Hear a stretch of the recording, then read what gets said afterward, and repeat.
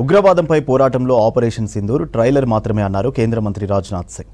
పాక్లోని ప్రతి అంగుళం బ్రహ్మోస్ రేంజ్లోనే ఉందంటూ వార్నింగ్ ఇచ్చారు. జీఎస్టీ రేట్ల తగ్గింపుతో రికార్డు స్థాయిలో కొనుగోళ్లు పెరిగాయన్నారు ఆర్థిక మంత్రి నిర్మల. ప్రపంచవ్యాప్తంగా ప్రతికూల పరిస్థితులు ఉన్నప్పటికీ భారత్ వృద్ధి పదంలో దూసుకెళ్తోందన్నారు బీజేపీ లీడర్లు.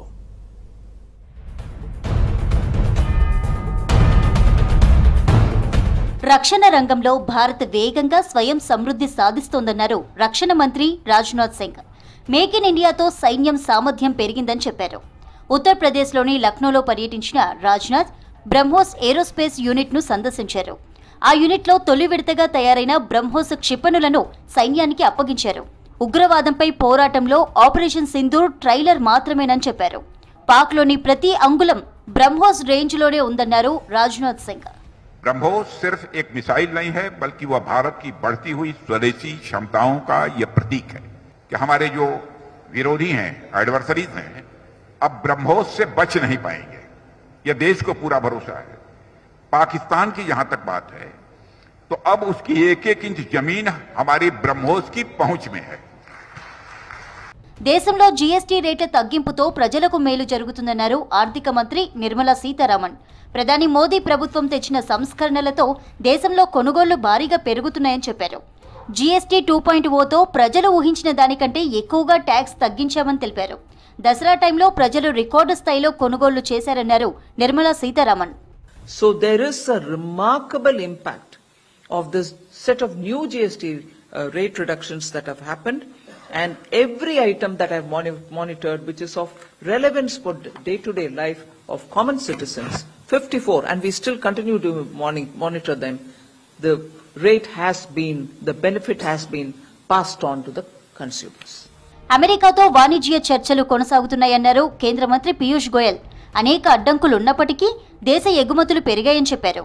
ప్రపంచవ్యాప్తంగా భారత్ వస్తువులు సేవలకు మంచి డిమాండ్ ఉందని తెలిపారు. ప్రస్తుత పరిస్థితుల్లో ప్రపంచ దేశాలు ఒడిదుడుకులు ఎదుర్కొంటుంటే భారత్ ప్రగతి పథంలో దూసుకువెళ్తోందన్నారు పీయూష్ గోయల్. विश्व की सबसे तेज गति से बढ़ने वाली अर्थव्यवस्था बनी है.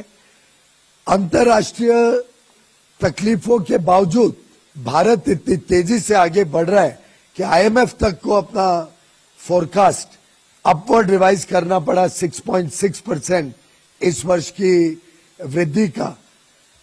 पहला तिमाही में फर्स्ट क्वार्टर में हमने 7.8% का ऐतिहासिक वृद्धि इस वर्ष देखी. భారత్లో స్మార్ట్ ఫోన్ల తయారీ భారీగా పెరిగిందన్నారు కేంద్ర మంత్రి అశ్విని వైష్ణవ్. అమెరికా ఎగుమతయ్యే స్మార్ట్ ఫోన్లలో చైనాను అధిగమించినట్లు చెప్పారు. ఇది దేశానికి ఒక గొప్ప విజయమన్నారు.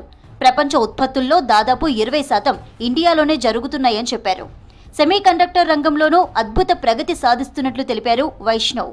यूएस को जो स्मार्टफोन्स जाते थे उसमें India has surpassed our neighbour in supplying in exporting smartphones to United States.